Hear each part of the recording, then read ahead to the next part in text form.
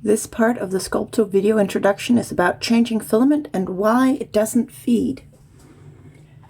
So it's been almost 2 years since the last time I talked about changing filament, and there have been questions. So I'm going to try and show you what can go wrong and how to fix it. So I have my Sculpto Pro 2 that I'm going to show it on, and it was doing a print and it ran out of filament, so it's the perfect time to just show you. I'm gonna bring you over here. Okay.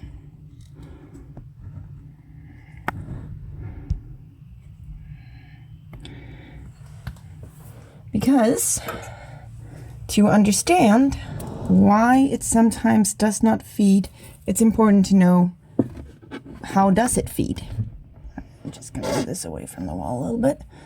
So I'm going to take the top off. I have a custom printed top.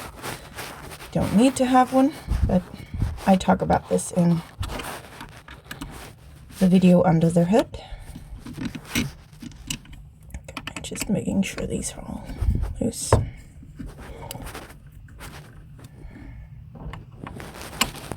And as I've mentioned previously, I have a line on my filament gear simply to make it easier for me to see whether or not it is moving and how fast.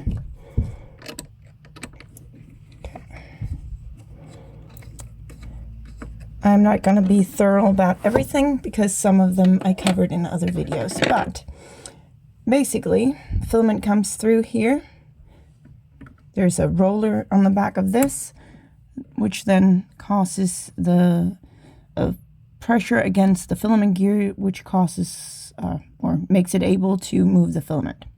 So as I said, mine just ran out of filament, so this one stopped right there.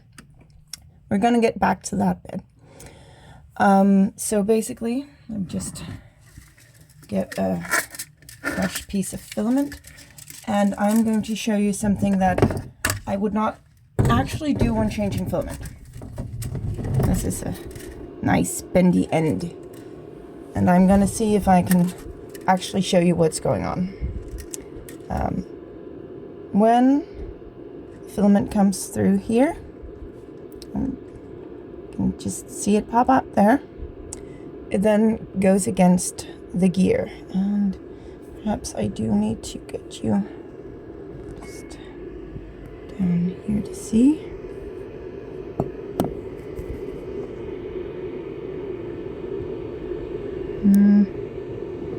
It's not too happy to focus. Perhaps there. Okay. You might be able to see that it is reaching very far up on the gear. It's not at all down by the grooves. This is the first problem that can happen. This is basically something that happens if your filament is not straight. I'm just gonna move that back. Okay, so I'm gonna just bend this the other way. Basically, I want to have this as straight as possible. So I'm gonna look at it. I can see it still curves, and the more it curves, the more trouble it's gonna be. Okay, that's pretty good. Okay. So when I stick it through here again, I'm just gonna have to hold that down. It now comes in, and I don't know if you can actually see it, but it comes in a lot lower. It actually comes down on the grooves, which means now the filament gear has the option of catching it. It did not before. Perhaps I can give you a better angle here.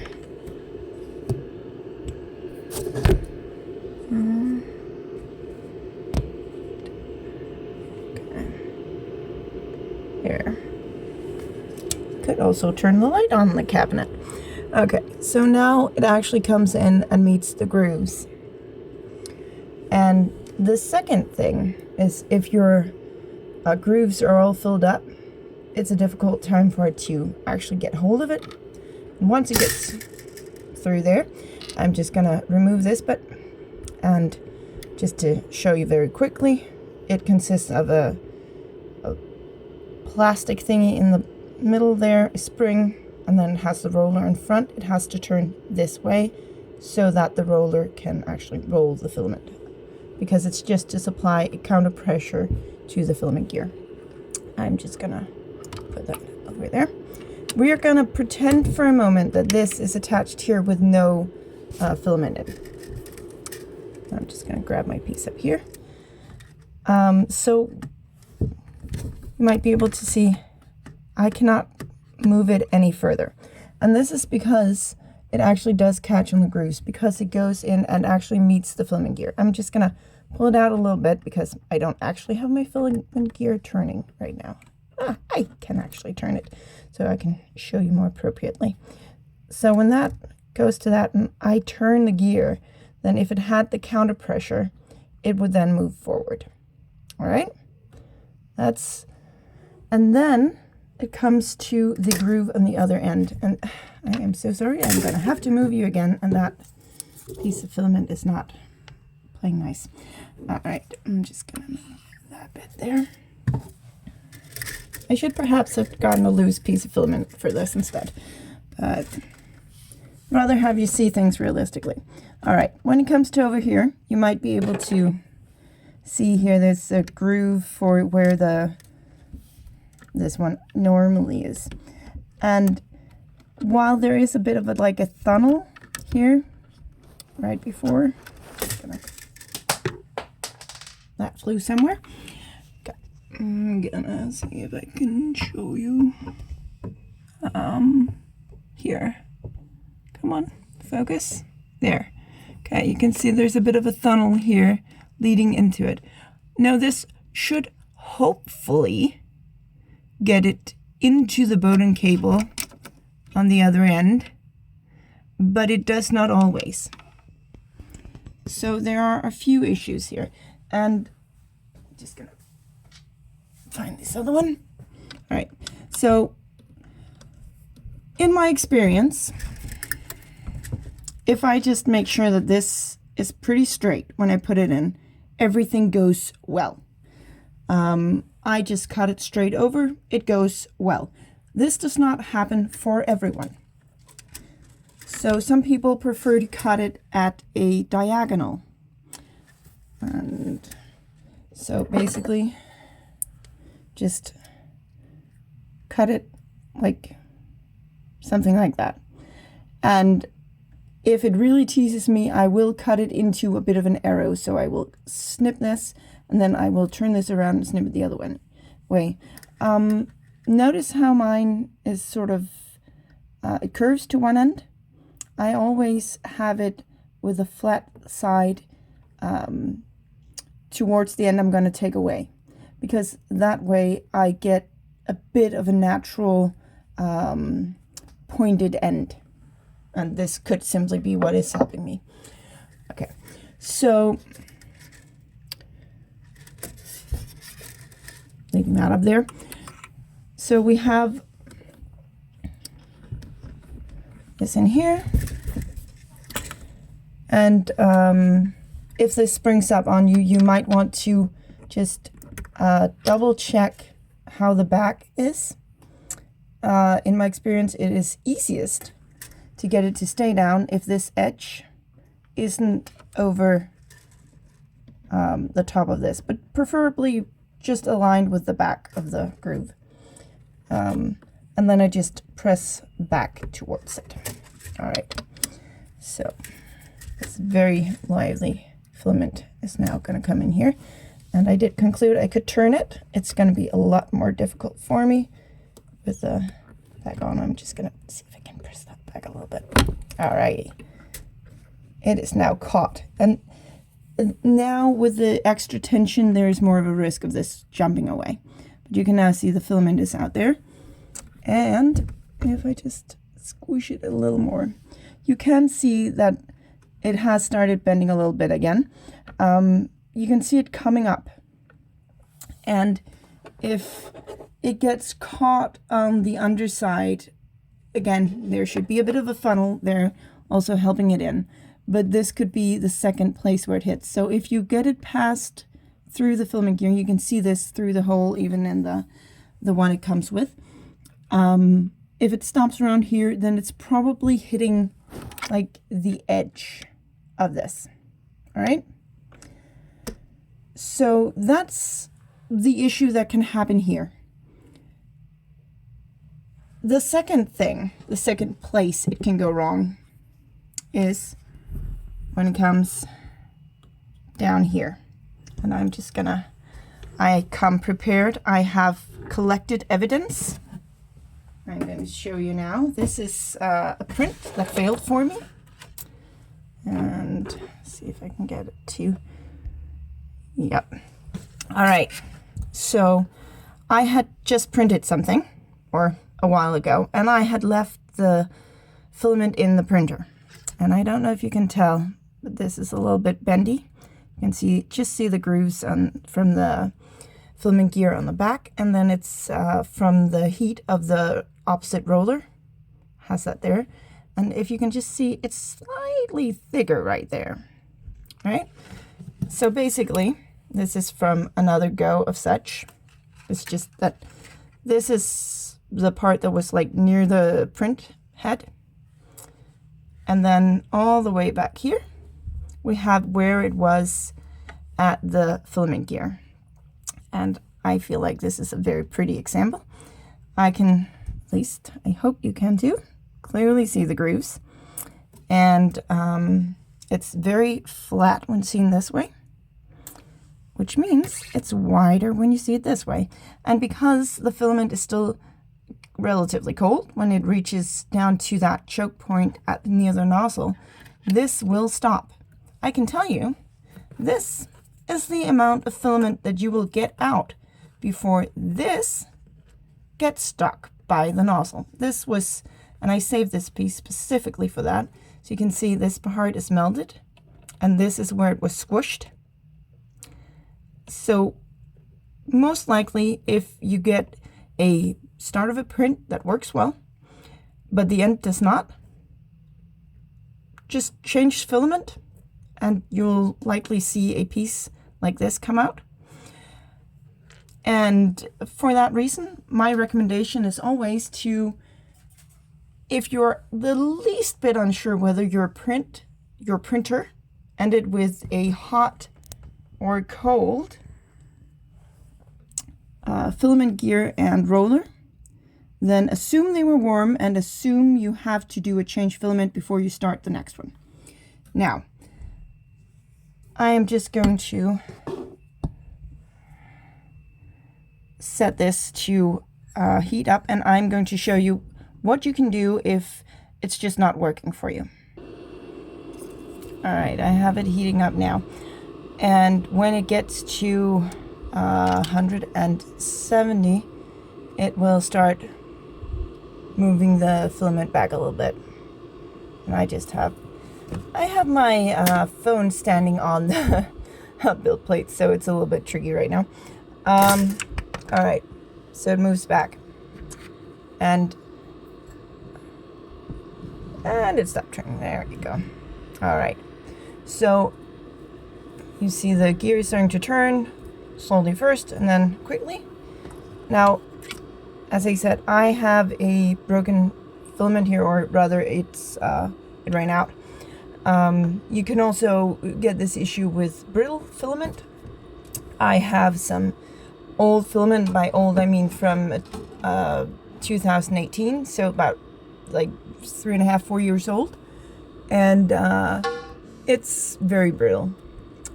It's usually brittle because it's gotten moisture, which for me is illogical, but that's how it works. All right, so what you would want to do, this is what I would call a manual filament change. Now it says I can continue, but first I need to get the old filament out. Now, if you do not see any part of the filament here, you don't have this option. You can either take off the bowden cable entirely, or you can just accept that you need to print it out. But you can also fix that this way. Actually, let's put something back in here. Just put a snip here. Boop. Let's pretend that broke inside there. Right. Get in there. All right. So I'm just gonna press continue to make it think like we're feeding it, but we're not gonna, because this is the part that we're pretending is going wrong. All right, and running this without the top on does mean that this has a tendency to jump out. The sound is from the little screw hitting the plastic. It's all right, it's fine.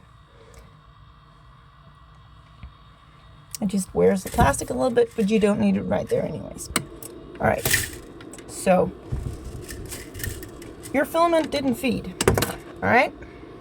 So you open the top, okay, everything fell everywhere. Start by feeding this piece on. Then you feed it into the long end of the bowden cable. And just keep feeding it. And I'm just gonna move you from here before I do anything more. Just gonna move that. Okay. Then I'm just gonna continue feeding this through. And then hopefully at some point we see filament coming up. There we go. Starts with the red glitter, which I'm trying to change away from. Just keep pressing until it turns the color that you're actually trying to change to. Now I did leave quite a bit in there. Just gonna get an angle that's a little bit easier for me. All right.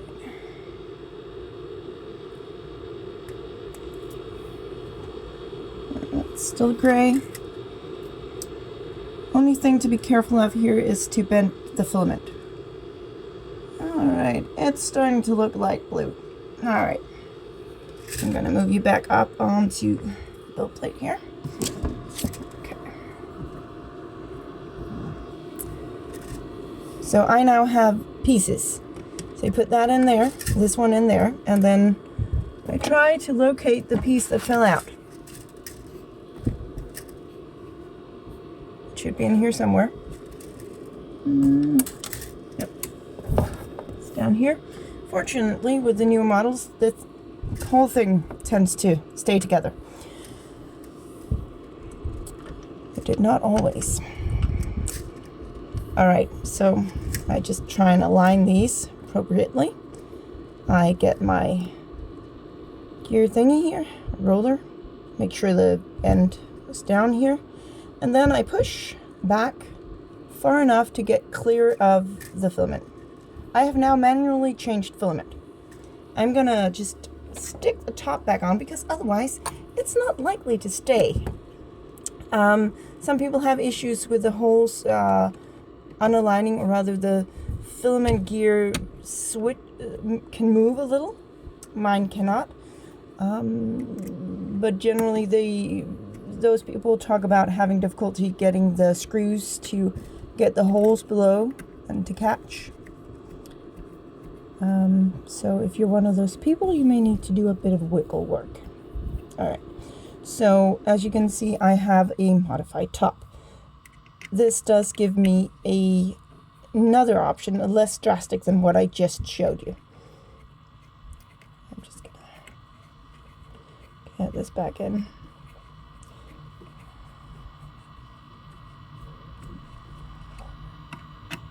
And this was tight before. It now screws.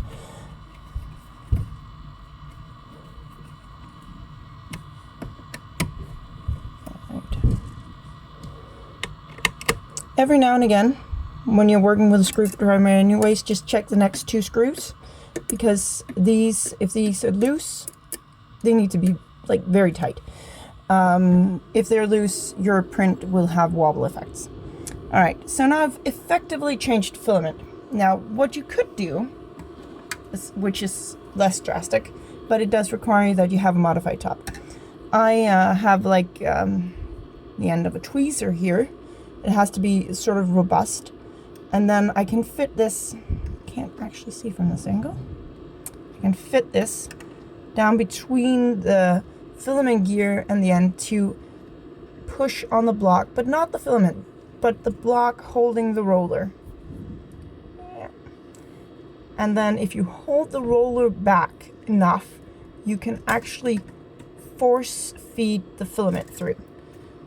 You do risk getting some dents in your the block with the roller, but it does work.